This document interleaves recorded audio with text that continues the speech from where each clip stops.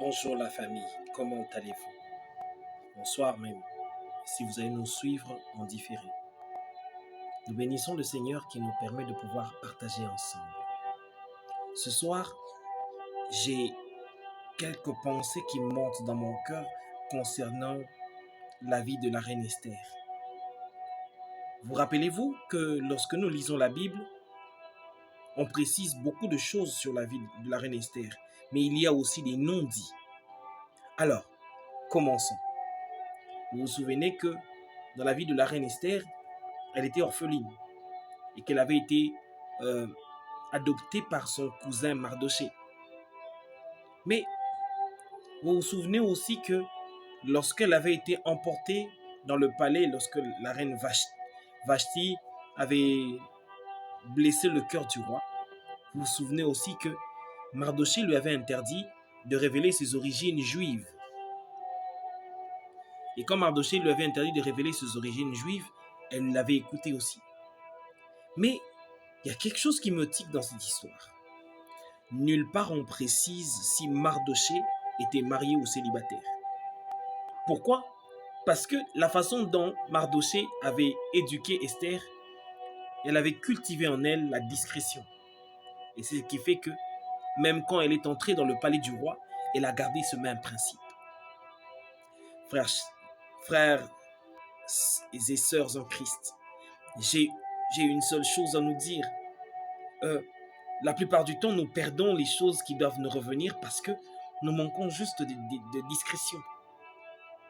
Nous sommes prompts à pouvoir révéler à quiconque veut l'entendre nos projets, nos ambitions.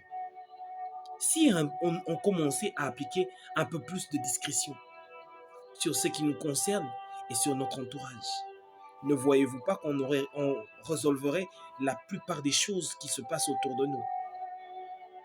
Une autre chose sur la reine Esther, c'est que malgré qu'elle était dans la maison du roi, son père adoptif, Mardoché, était sentinelle.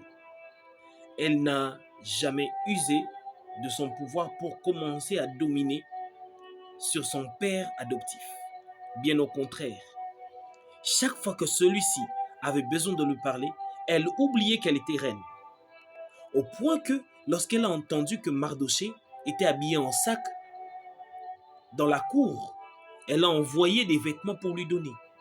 Cela démontre comment elle respectait cet homme. J'ai encore une chose à nous dire. Et si on commençait par respecter nos parents? Et si on commençait par respecter les autorités que Dieu a placées devant nous?